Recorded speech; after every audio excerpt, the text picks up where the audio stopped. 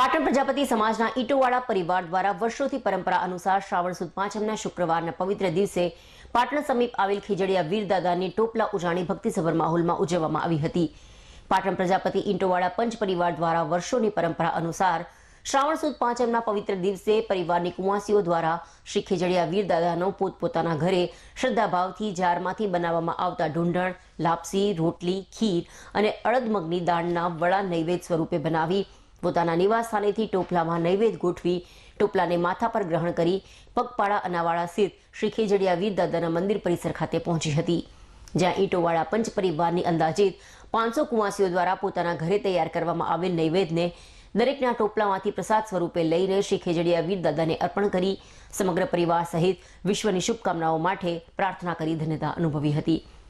વર્ષોની પરંપરા અનુસાર પાટણના ઈટોવાળા પંચ પરિવારની કુંવાસીઓ દ્વારા આયોજિત શ્રી ખીજડીયા વીરદાદાની ટોપલા ઉજાણીના આ પાવન પર્વને યાદગાર બનાવવા મંદિર પરિસર ખાતે ઈટોવાળા પંચ પરિવારના આગેવાનો, યુવાનો સહિત મંદિરના મહંતો અને ભક્તો સાથે ટ્રસ્ટીગણ દ્વારા સુંદર આયોજન કરવામાં આવ્યું હતું। ટોપલા ઉજાણીને લઈને શ્રી ખીજડીયા વીરદાદાના મંદિર પરિસર ખાતે મેળા જેવો માહોલ સર્જાયો હતો। આજે શ્રાવણ સુદ પાંચમના દિવસે ઈટોવાળા પંચના અમારા ઈષ્ટ દેવતા શ્રી ખીજડીયા વીરદાદાનો અહીંયા શ્રાવણ સુદ ચોથની રાત્રે કુંવાસીઓ દ્વારા બનાવેલ નિવેદ